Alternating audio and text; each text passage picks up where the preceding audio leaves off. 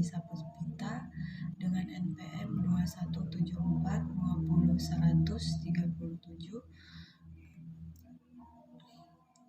dari kelas reguler B sore, ingin mempresentasikan hasil kerja saya yang berjudul Metode Pembuktian dalam Peradilan Agama.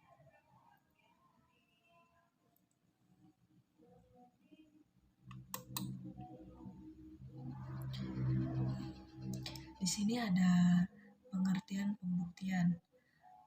Pembuktian dalam ilmu hukum adalah suatu proses, baik dalam acara perdata maupun pidana, di mana dengan menggunakan alat-alat bukti yang sah, dilakukan tindakan dengan prosedur khusus untuk mengetahui suatu fakta atau pernyataan, khususnya fakta atau pernyataan yang dipersengketakan di pengadilan, yang diajukan dan dinyatakan oleh salah satu pihak dalam proses pengadilan.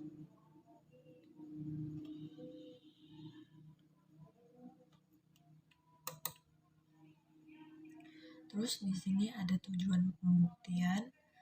Tujuan pembuktian ini untuk memperoleh kepastian bahwa suatu peristiwa atau fakta yang diajukan itu benar terjadi, yang dibuktikan kebenarannya, sehingga nampak adanya hubungan hukum antara para pihak.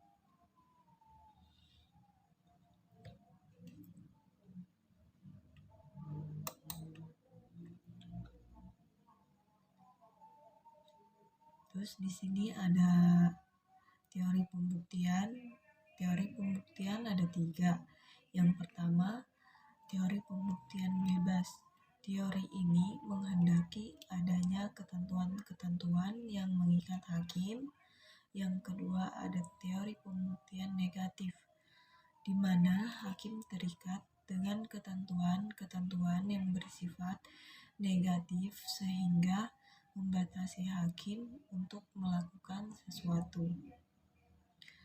Yang ketiga, teori pembuktian positif, di mana hakim diwajibkan untuk melakukan segala tindakan dalam pembuktian kecuali yang dilarang dalam undang-undang.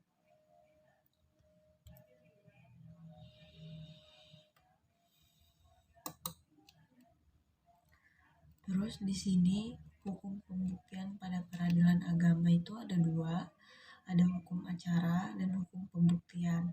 Hukum acara adalah rangkaian peraturan yang memuat cara bagaimana orang harus bertindak terhadap dan di muka pengadilan, dan cara bagaimana pengadilan itu harus bertindak satu sama lain untuk melaksanakan berjalannya peraturan-peraturan hukum material.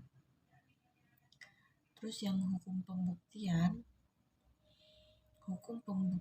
adalah kaidah hukum yang mengatur mengenai pembuktian sebagai suatu proses untuk membuktikan suatu peristiwa hukum dengan menggunakan alat-alat bukti yang sah menurut hukum.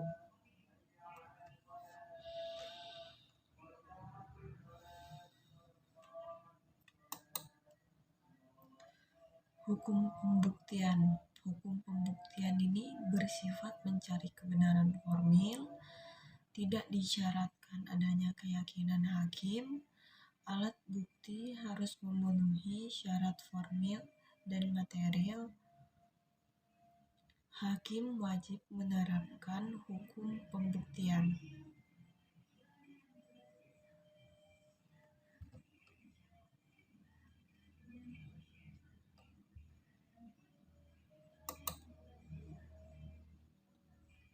Terus di sini ada proses pembuktian perkara menempuh berbagai tindakan, diantaranya tindakan para pihak untuk saling membuktikan dalil-dalil mereka dengan cara mengajukan berbagai alat bukti yang sah menurut hukum dan alat bukti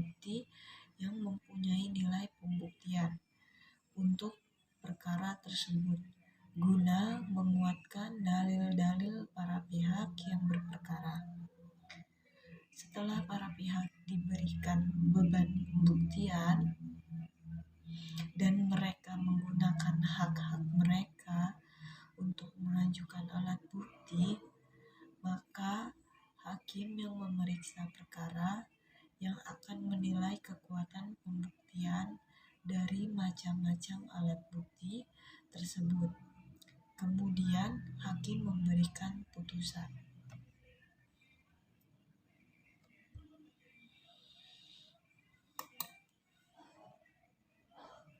Alat-alat bukti yang pertama ada alat bukti tulisan.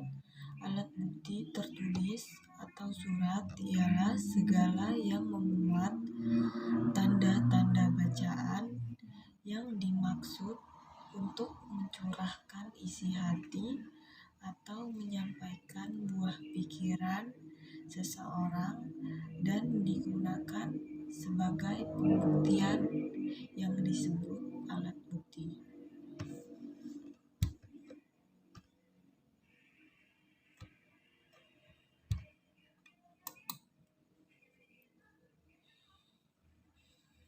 Yang kedua ada alat bukti saksi. Alat bukti saksi,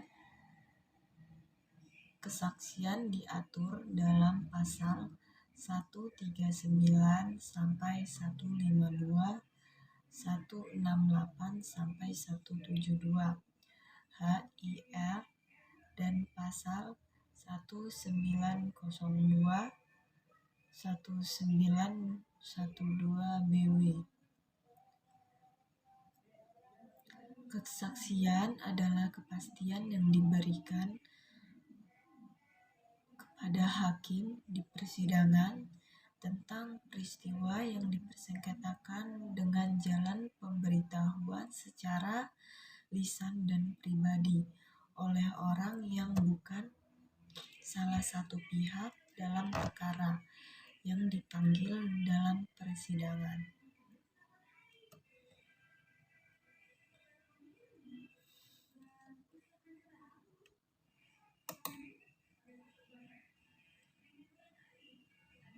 Yang ketiga ada alat bukti persangkaan.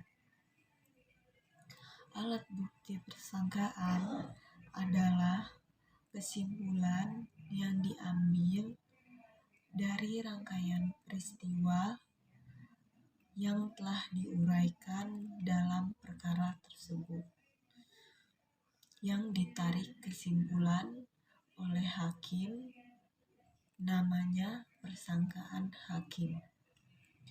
Jika yang menyimpulkan peristiwa tersebut menurut undang-undang, maka itu berarti persangkaan undang-undang.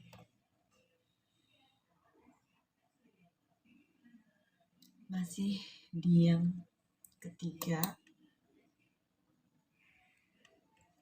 persangkaan menurut Undang-Undang Pasal 1916 BW.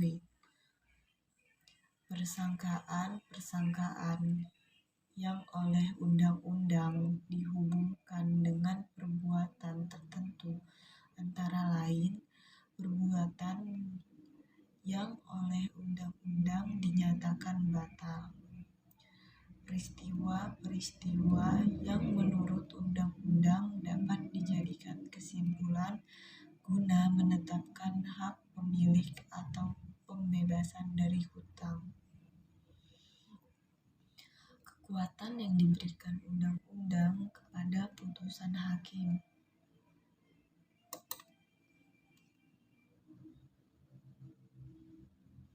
Yang keempat ada alat bukti pengakuan. Alat bukti pengakuan adalah merupakan alat bukti yang sempurna terhadap siapa yang melakukannya, baik sendiri maupun dengan perantaraan orang lain yang mendapat kuasa khusus untuk itu, asalkan pengakuan itu diberikan di depan sidang pengadilan.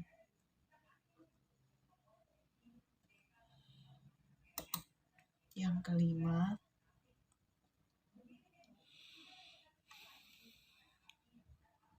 alat bukti bukti sumpah. Sumpah merupakan pernyataan seseorang atau suatu keterangan tertentu dengan mengatasnamakan Allah atau Tuhan dalam perkara perdata. Biasanya sumpah dilakukan oleh salah satu pihak yang berperkara dengan diucapkan di depan sidang pengadilan berkaitan dengan perkaranya.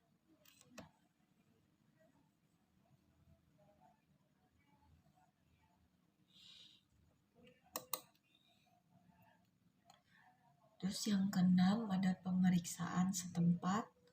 Pemeriksaan setempat ini ada dua, pemeriksaan persidangan di tempat seperti itu bertujuan untuk melihat keadaan objek tersebut di tempat barang itu terletak. Dan yang melakukannya adalah seorang atau dua orang anggota majelis yang bersangkutan dibantu oleh seorang panitera.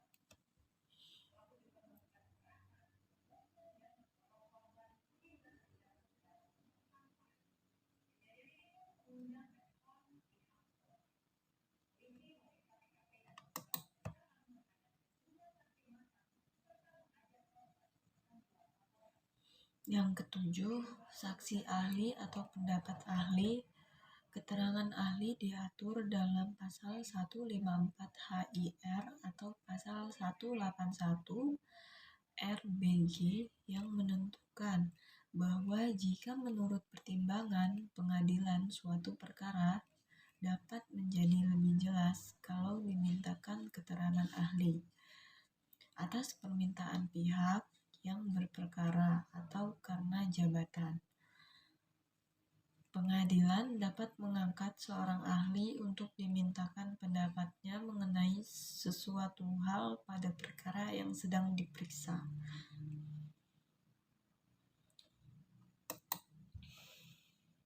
Masih di nomor 7, saksi ahli atau pendapat ahli. Jadi menurut hukum, seseorang baru ahli apabila A. memiliki pengetahuan khusus dan spesialisasi. Yang B. spesialisasi tersebut dapat berupa skill ataupun pengalaman. Yang C. sedemikian rupa spesialisasinya menyebabkan ia mampu membantu menentukan fakta melebihi kemampuan umum orang biasa atau ordinary people.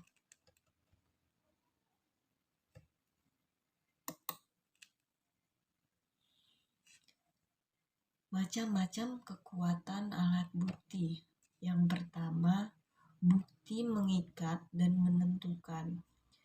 Meskipun hanya ada satu alat bukti, telah cukup bagi hakim untuk memutuskan perkara berdasarkan alat bukti tersebut tanpa membutuhkan alat bukti lainnya, seperti sumpah desisor, sumpah pihak atau dilator, dan sumpah pengakuan.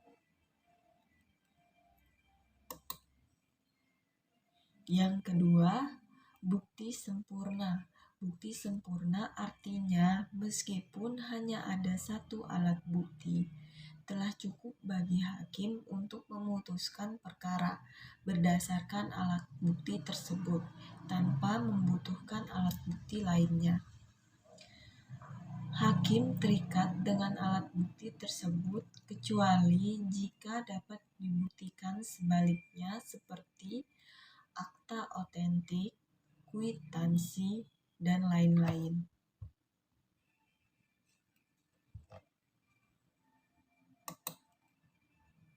Yang ketiga, ada alat bukti bebas. Hakim bebas untuk menilai sesuai dengan pertimbangan yang logis. Hakim tidak terikat dengan alat bukti tersebut. Pertimbangan yang logis seperti saksi yang disumpah. Yang keempat, bukti permulaan. Meskipun alat itu sah dan dapat dipercaya kebenarannya, tetapi belum mencukupi syarat formil sebagai alat bukti yang cukup. Bukti harus perlu ditambah dengan alat bukti lain agar menjadi sempurna, seperti alat bukti saksi tetapi hanya seorang diri.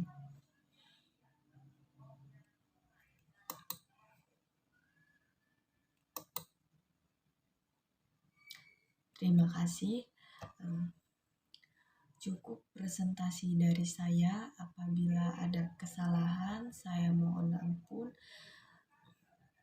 Saya akhiri. Wabillahi taufiq wal hidayah. Wassalamualaikum warahmatullahi wabarakatuh.